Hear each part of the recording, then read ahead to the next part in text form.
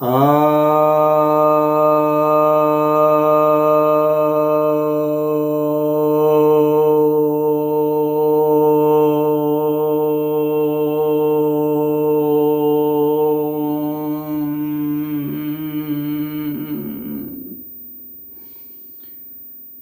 सभी भक्तजनों को सप्रेम नमन। भक्तों, आज आपकी एक जिज्ञासा का समाधान लेकर आया हूँ और यह जिज्ञासा एक मुस्लिम की तरफ से है। इनका कहना है कि जो पत्थर खुद को नहीं बना सकता वह इंसान क्या बनाएगा। तुम पत्थर को खुदा मानते हो।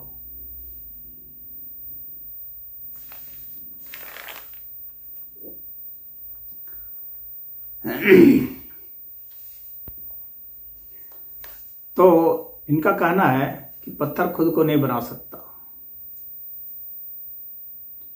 वह इंसान क्या बनाएगा। तो पत्थर को किसने बनाया? पत्थर को क्या इंसानों ने बनाया है?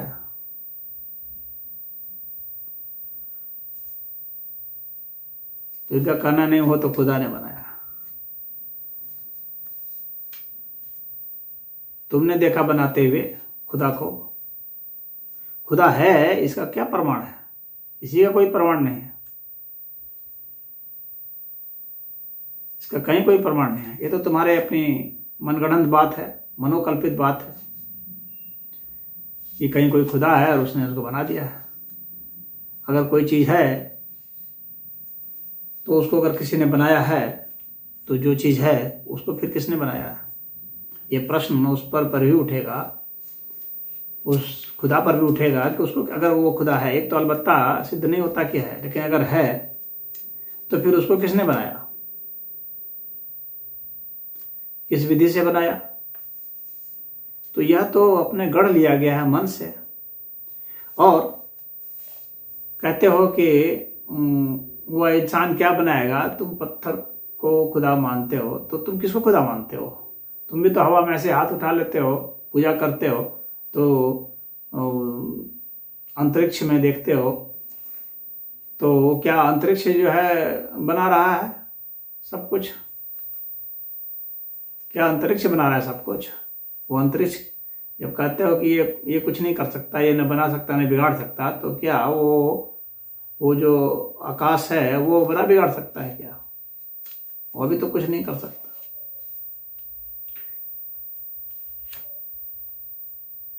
तो पहली बात है कि अगर तुम्हारा खुदा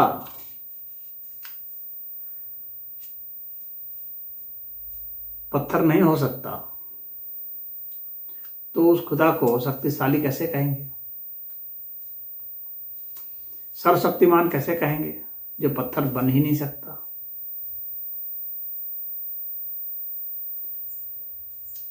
तो वह सीमित है दायरे में। तुम कहते हो कि वो खुदा जो है वो 7वें आसमान पर रहता है, तो जो एक जगह निर्धारित है कि वो वहीं पर रहता है, ऐसा तुमने मान लिया है। न तुम्हारे उस 7वें आसमान का कोई प्रमाण है और न ही वो वहाँ रहता है उसका प्रमाण है, न वह है उसका प्रमाण है। तो सबके कुछ तो मनोकल्पित है, लॉजिक के जरिए भी तो सिद्ध नहीं होता है कि वह है कहीं कोई खुदा। किसी तर्क के द्वारा वह सिद्ध नहीं होता है, वह मनोकल्पित है। उसने स्वर्ग नरक बना रखे, जन्नत जहन्नम बना रखे, उसका कौन सा प्रमाण है? अपने मन से ख्याली पुलाव बना रखा है कि जन्नत है जहन्नम है,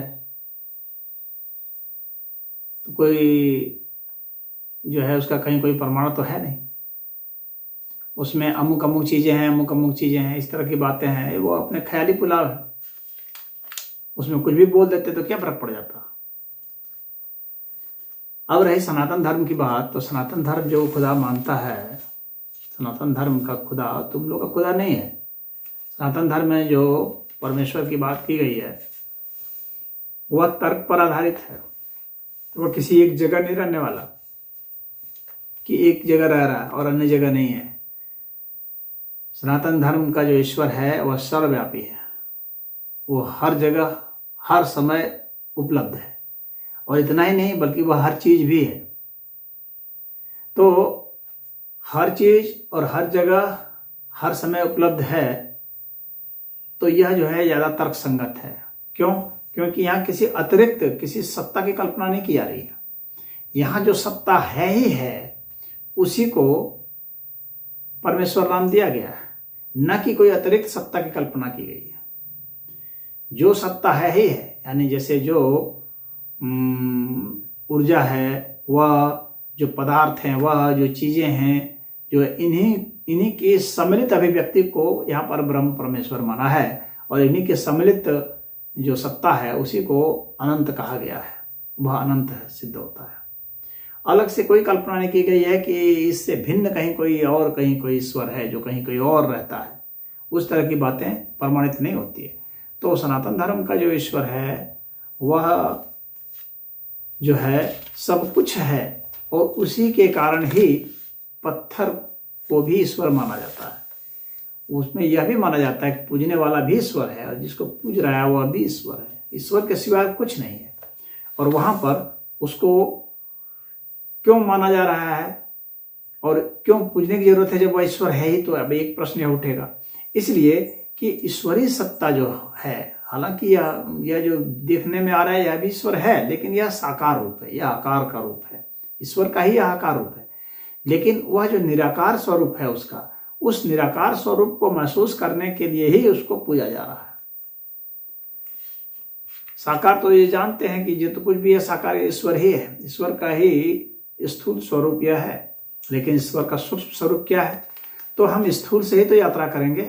तो इसीलिए उसको यह देखा जाता है कि मैं इस पत्थर को इस तरह से पूजूं, मैं इस पत्थर को ऐसे देखूं, ऐसे ध्यान में लाऊं कि हमें इसकी चिन्मयता महसूस हो जाए, हमें चेतना महसूस हो जाए, हमें इसकी निराकारता महसूस हो जाए, यानी साकार में मैं निराकार देख सकूं।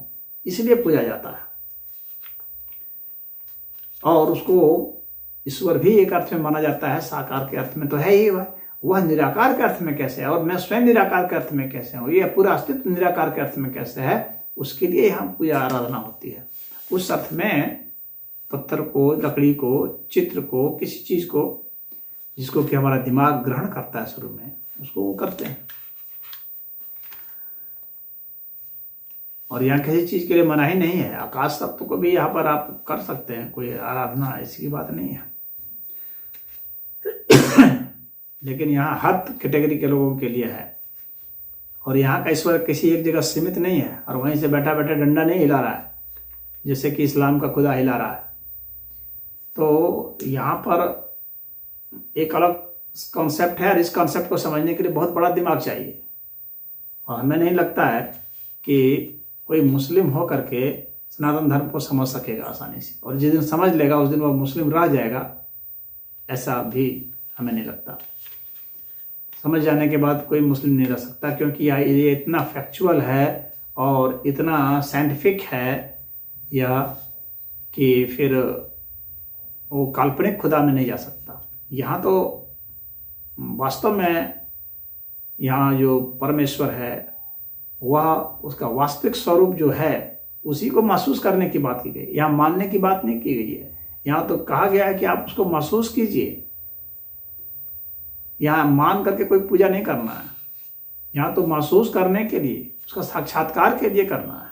यहाँ स्वर्ग और नरक जाने के लिए नहीं करना है कि हमें स्वर्ग मिल जाएगा, नरक मिल जाएगा, और जन्नत और जहन्नम में क्या मिलेगा, तो औरतें मिलेंगी, वहां फिर सेक्स करेंगे।